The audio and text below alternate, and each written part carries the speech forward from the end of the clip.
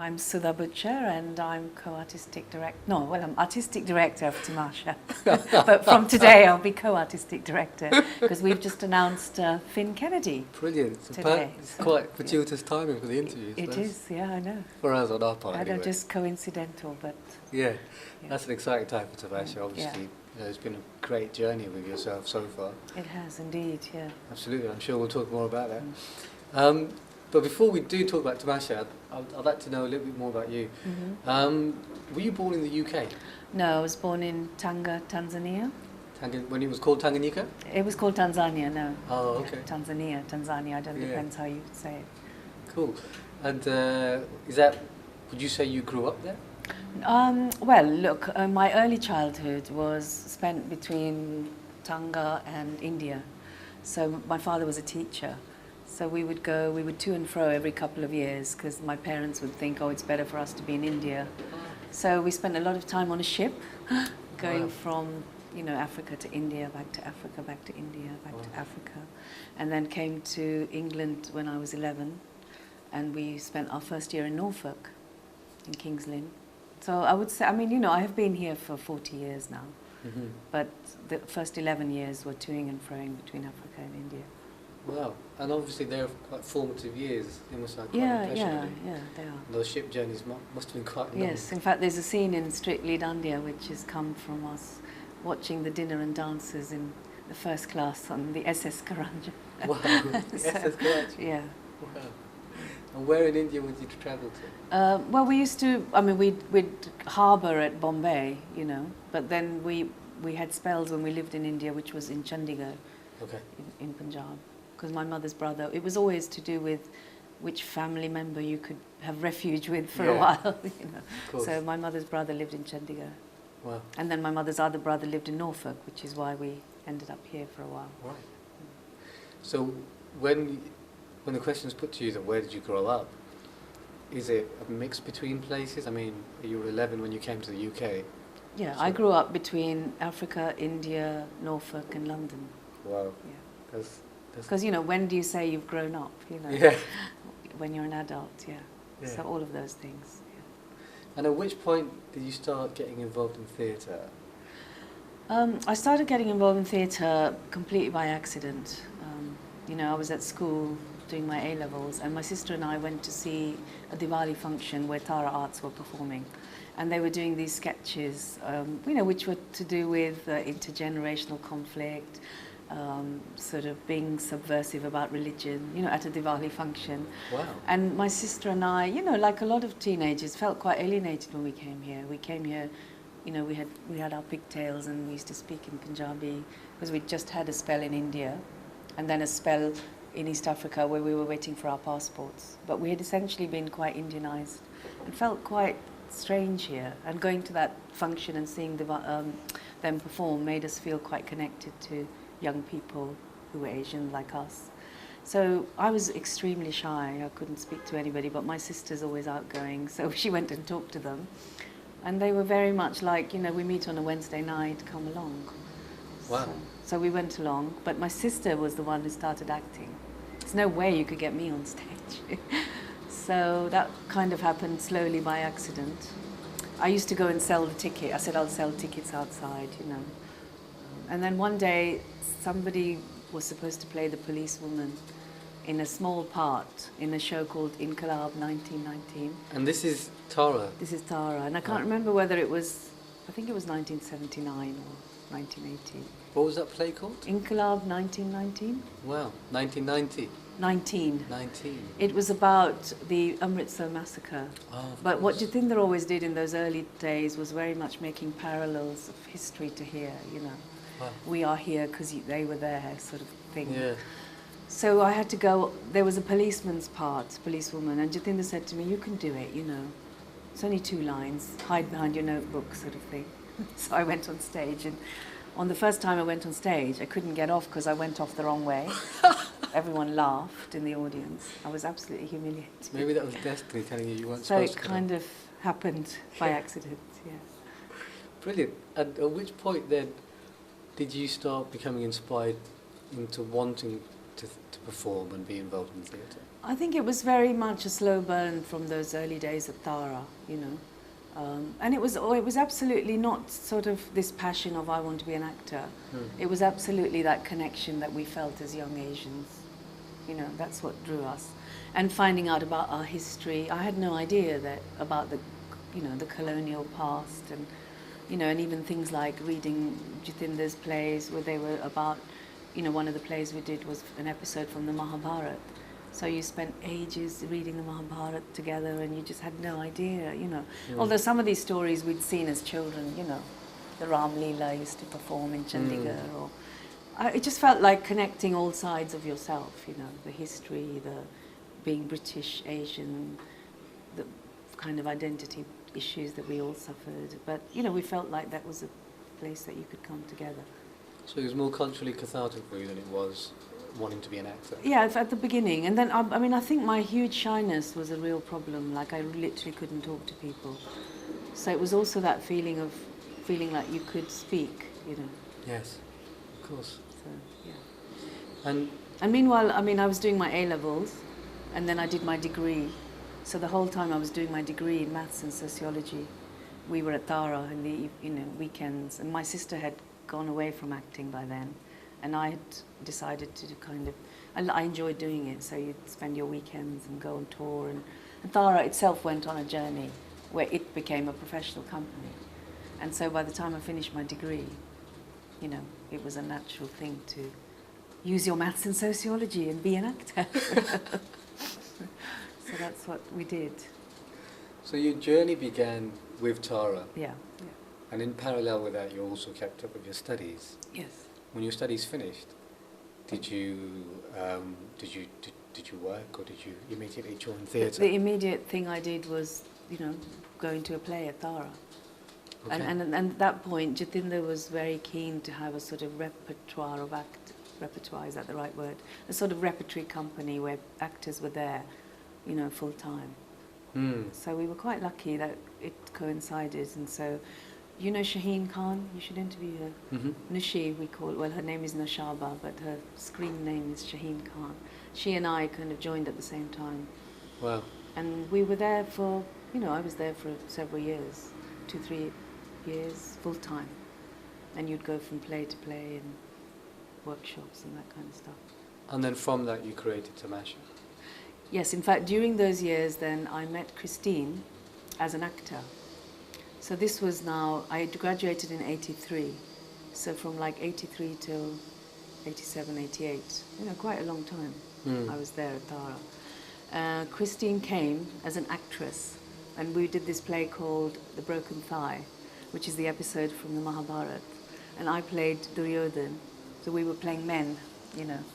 And Christine played Karna. I don't know if you know the stories, but Only very little. it's the, you know, it's the kind of good versus evil where the Pandavas are the 5 brothers who represent the good, and I am the Kauravas, the kind of eldest of the Kauravas. But actually, what Jithinder was doing was showing an episode where the good guys end up killing the bad guys, but using rather dodgy war techniques, you know. So the broken thigh was because one of the Pandav brothers kills my character by breaking my thighs. Oh, wow. Which is against, you know, the laws of fighting. It's a war crime. Yeah. And Christine was my sidekick, as it were. Brilliant. Yeah. So it was a natural progression. We were friends, you know, we met on that job, and we became friends. And then she later on, sort of a year or so later, was going to India to teach. And she ended up adapting Mulkraj Anand's novel Untouchable.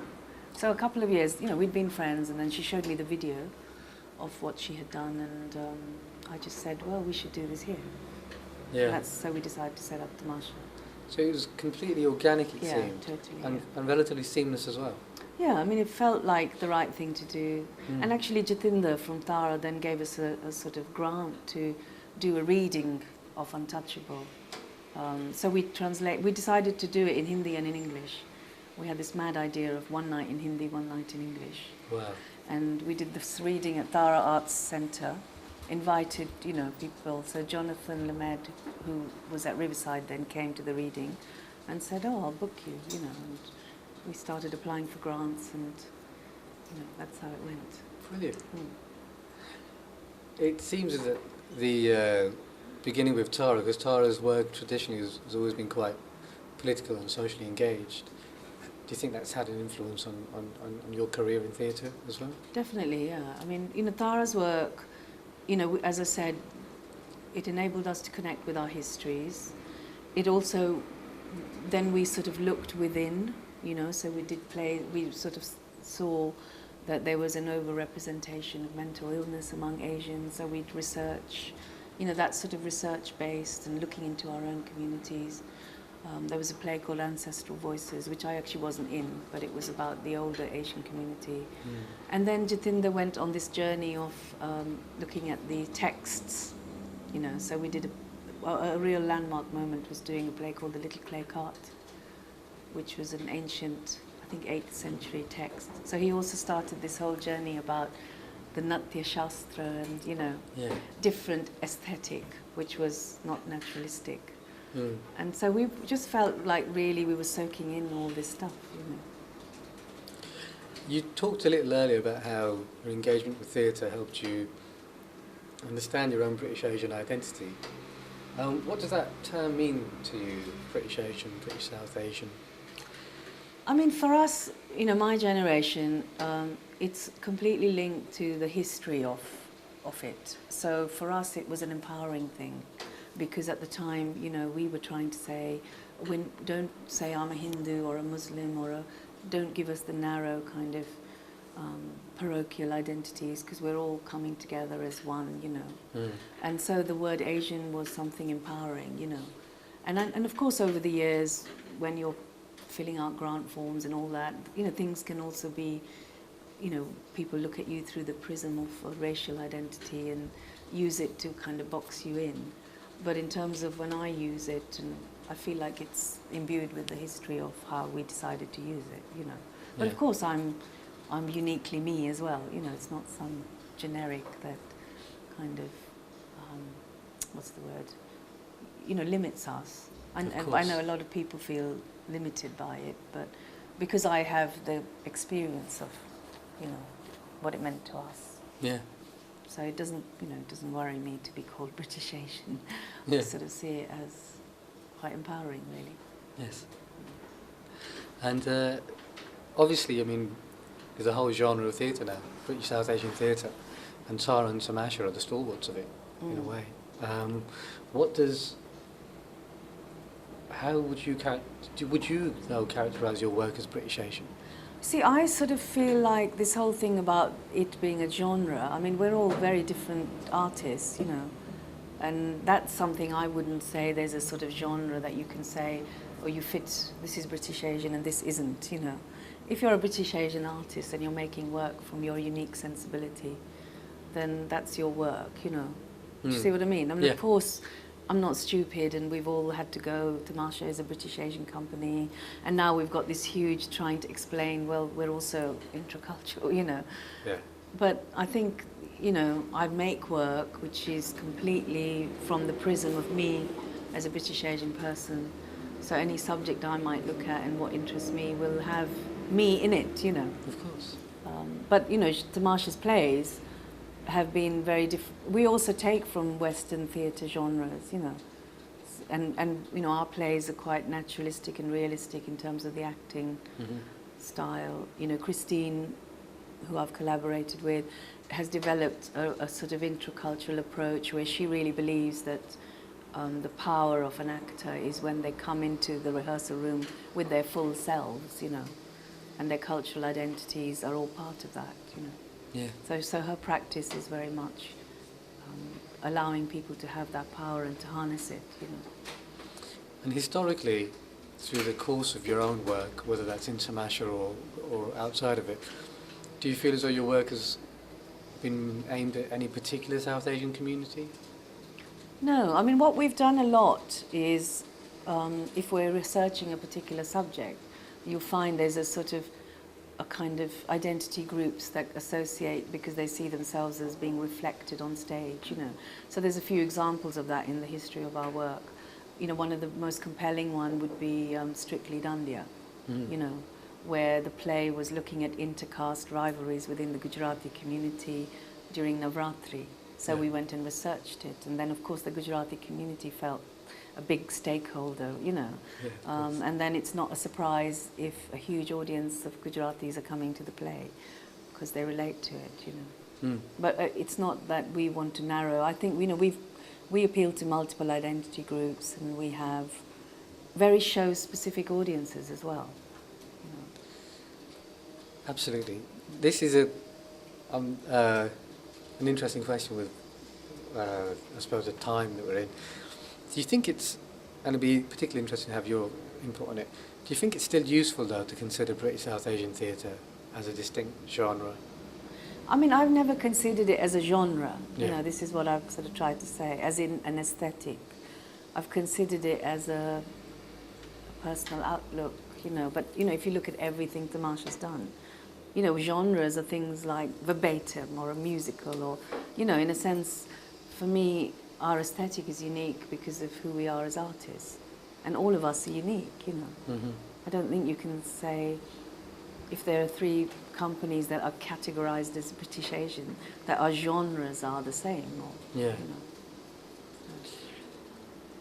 And is there a common thread then, do you think, between the stories that British South Asian practitioners have sought to tell? Do you think there's something that links them, even though there has been this variety of voices and variety of stories?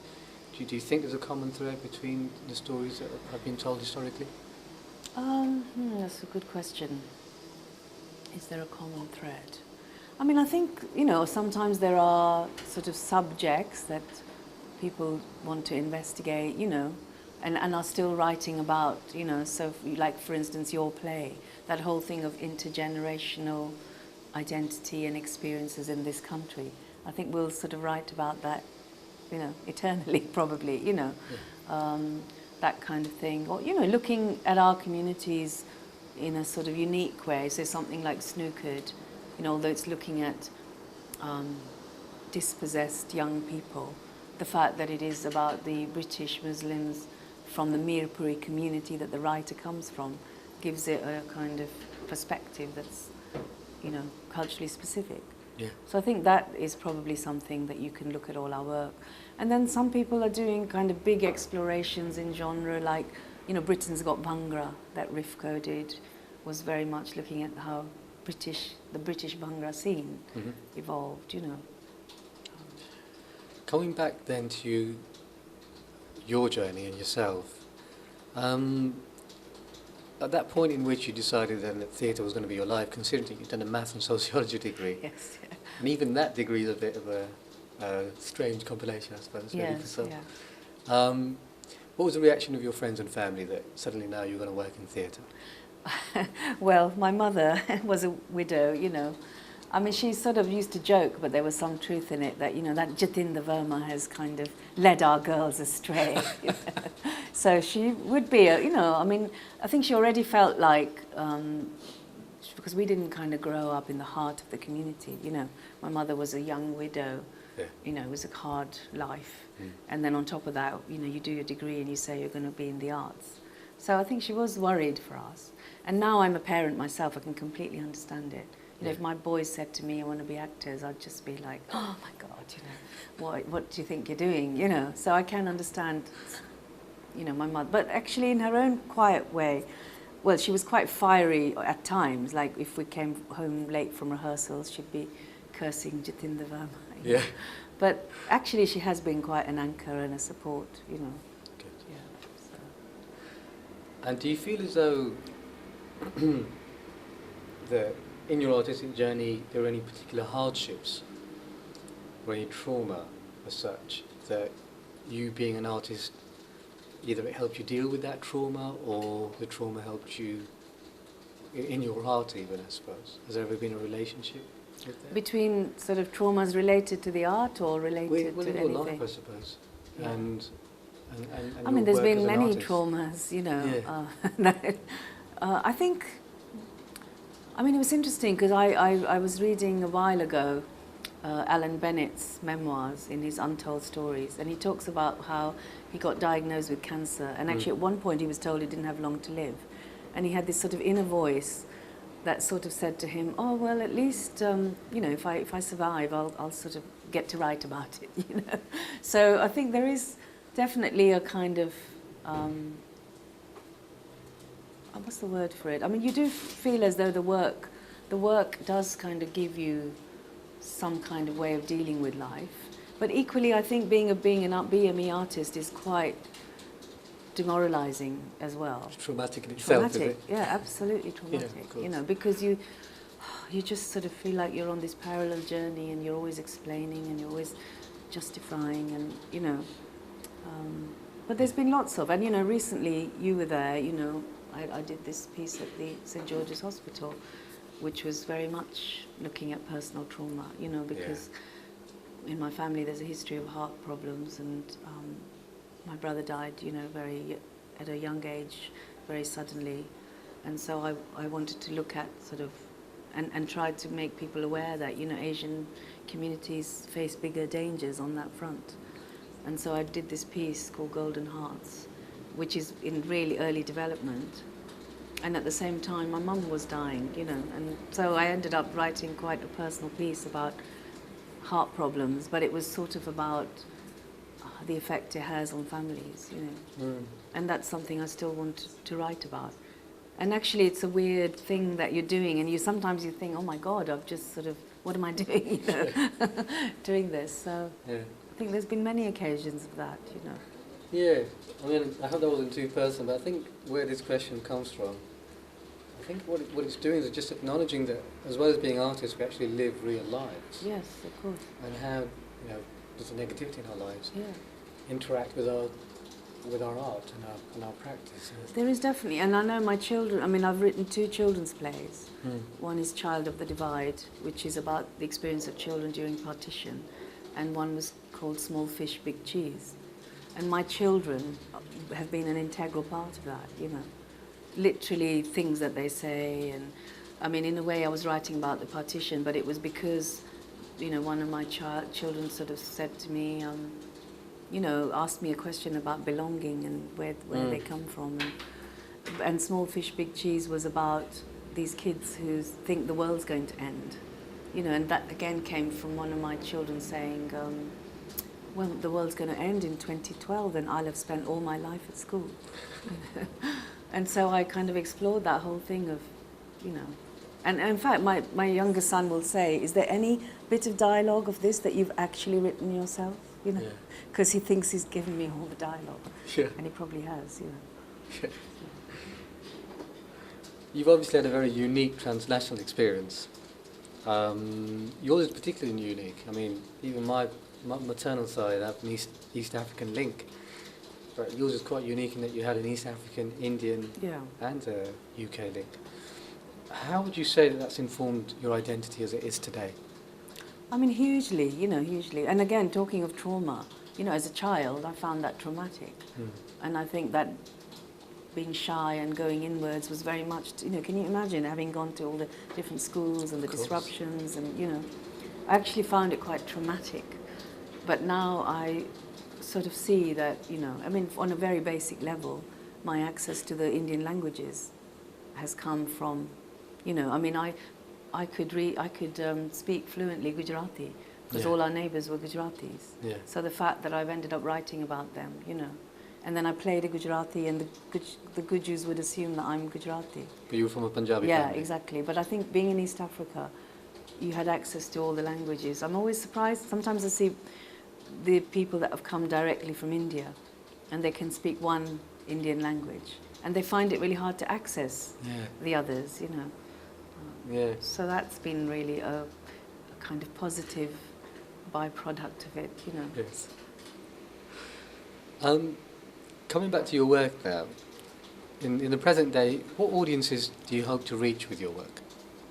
What audiences? I mean, I think, you know, it's always thrilling to see people who the work is about, seeing themselves reflected, but I very much enjoy it when there's a mixed, culturally diverse audience, you know, so you can sort of see the universe. I really do believe that even things can be really culturally specific, but they're more universal for it, you know. Mm. So I don't believe in doing kind of segregated audiences, you know. But equally, I believe in empowering our communities to feel like they can go to the mainstream, you know, stages and see their own lives reflected on stage, you know. Yes. So, And are they the audiences you're getting? Are you getting a mixed culturally diverse audience? we really are, but I also feel that because our work is so different, Yeah. you know, our shows can be huge musical or they're like a two-hander, you know, so we get very show-specific audiences. Mm-hmm. So something like The Arrival, I don't know if you saw that, but, you know, it was a circus, theatre, in collaboration with Circus Space, Yeah. you know, very different kind of story about migration. So you'd get a much more diverse and new audiences. And then something like Snookered, you know, a lot of British, Asian young people came to see that. Yeah. So it depends, really. And how would you say that your work reflects the lives of everyday people? Well, I think for me, I'm very much inspired by the everyday, as you know. I really do believe in kind of talking to people, research. I love people in their own words. You know, I think there's the poetry of people in their own words is just second to none. Yeah. So for me, I'm like a magpie that overhears conversations and life, Yeah. and that is at the heart of my work. Even if I might write about the partition, you know, it's like the kind of language I chose to write it in is a sort of hybrid of Punjabi. You know, it's set in Punjab, 1947, but this kind of the kind of speech dialogue of everyday street speak. I've used that in the kind of English that reflects the Punjabi, if you see what I mean. Yeah. Absolutely. Yeah. One of the focus group questions was about people in rural areas who feel as though they're not as connected to theatre. I suppose What, the Asian people or just general people people in general? rural in rural England, saying it didn't generally theatre they felt didn't reflect their lives, so they didn't feel compelled to go to performances, and have a bit of an urban-rural divide also. They feel that within general theatre. How do you feel about that? What are your thoughts on that? I mean, I can obviously relate that they might absolutely feel that, you know, and I know there's been over the years drives by the Arts Council, you know, to get theatre there. I mean, in a sense, you know, I have to be honest and say it's not something we've tackled, you know, head on. Like we haven't done a Tamasha must reach rural areas kind of drive, you know. Yeah. I'd be interested to go, but I mean, I think obviously one of our drivers has often been sort of finding the communities that the work is about, so areas where there is more diversity has made more sense for us, you know. Of course. But that's not to say that I wouldn't want to, Yeah. you know, travel. Your experience is particularly interesting. You've seen British Asian culture in England and Britain change over a few decades, without giving away your age. It's okay. I don't mind giving away my age. I'm old. How would you say that your work has evolved over that time in the context of that changing South Asian culture in Britain? It's really interesting. I mean, I think we found ourselves quite inadvertently being pioneers, you know. But also things like, I mean, I kind of find it so funny because when I first came here, I was in a salwar kameez, you know. So this whole kind of Pashmina shawl syndrome, you know, that now it's everywhere and everyone's wearing it. In a way, I did it all 15 years before, you know. Yeah. So I'd be wearing salwar kameezes and shawls and bangles and things when nobody else, you know, I'm not saying nobody else, but, you know, our generation were doing that. And funnily enough, by the time the sort of pashminas and all hit, I was kind of over over that phase, you know. So I always feel like you've kind of been there at the first wave of things, Yeah. you know, and things do come in waves. So of course we've also seen, you know, Asian food, but we did a play called Balti Kings in 1999, you know, which was about Birmingham's Baltiland. And at that time, there was just the beginning of, you know, those pile your plate for a fiver kind of revolution, all of that. So, you know, that's all come and changed. And I mean, I just feel like we've absorbed it all and sometimes felt a bit like, oh God, I've seen this 15 years ago, you know. Mm-hmm. And where do you feel the state of theatre is generally today? Oh my God, that's a big question. It's a huge question. I'm not sure I can answer that. The state of theatre. You know, I wouldn't say that I see enough theatre.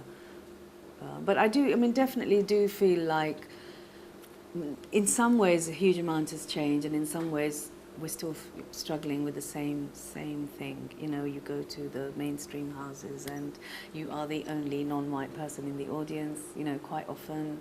So all of that is depressing, you know.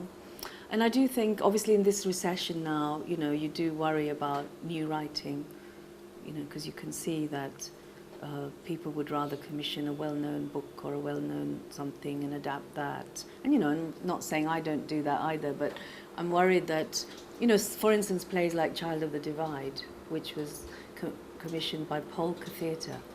You know, you look at children's work now, and it has to be adaptations of, you know, Charlie and Lola and stuff like that. And you can understand the kind of commercial driver. But I'm sort of worried about theatre that truly is reflecting changing society, having a home, you know. Yeah. And did you feel that there's any obvious solution for that, or? Well, I think people need to kind of open their eyes and not lead monocultural lives, you know, and look around and see what's going on, and kind of engage with that, I think, you know. I suppose that's been part of the drive for opening out your work to as diverse an audience as possible. Yeah, right? yeah. But it is, you know, the financial climate is of concern. And also what's of concern is, you know, with Tamasha's experience, you know, it's quite hard to maintain relationships because people change and artistic directors change, and then you can find that 8 years of something you've built up is sort of meaningless, you know. Yeah. And I think BME artists are not connected with what's come before. You know, you want people to build from what has come before. Of course. You know, and be kind of informed by it, and then have their unique voice. Do you see what I mean? Yeah. So like if somebody wants to write a play about the partition, I sort of say to them, read the plays that are already there, you know. Yeah. So you're not writing a sort of lesser version, do you know what I mean? Of course. So do something that's kind of informed by reading and what's already there. This is the penultimate question, but this question is probably two-parter. Do you feel as though it's necessary to reflect or represent the South Asian communities in your work? Do you feel that's necessary for you as an artist? For me, it's been my driver, you know. I mean, a lot of people will say, oh, that's really limiting, or, you know, I don't find it limiting at all. And so would you feel that with the changing British South Asian communities today and the way they've changed, do you feel as though they are being reflected and represented as well as they should? I mean, they are, but I wouldn't say it's as well as they should by any means, no. I mean, I think there's a whole, you know, there's only a handful of plays every couple of years, isn't there? Of course. So purely for the process of improving that then, Yeah. how would you think they could be better represented? Well, I mean, I personally think it's got to be a passion that comes from people who want to make the work, Right. you know, rather than a sort of directive, you know. Yeah. But of course the conditions need to enable people to feel that. I mean, I myself, you know, if people say to me, but you've kind of made it, you know, you're a pioneer, you're this, you're that. But I actually also, in myself, I feel like as a BME artist, your career is not incremental, you know. It isn't informed by what you've done, and so therefore you build and build and build, you know. You can still be going and doing 2 lines on television, you know, as I often do. And that is the most eroding thing. And if I feel that, and from the outside people say, oh, but you've been making your own work, and surely you can do it, and build, why aren't you building on it, you know? It is quite difficult, I think. This is the final question. Before I ask it, I'd just like to say thank you for the generosity in your Pleasure, responses thank you. and your honesty. it's been quite enlightening already, but would you like to end by telling us about any particular works of yours that hold the most importance for you? Particular works of mine? Good question. Well, I mean, one of the plays for me, which is very close to me, and I feel like my voice is really there, is Child of the Divide, definitely. And actually, to some extent, I'm picking both my children's work, Small Fish, Big Cheese as well, you know. Yeah. I do feel that. And I mean, interestingly enough, you know, with everything that you do, there's this huge drive of how do you promote it and market it and everything.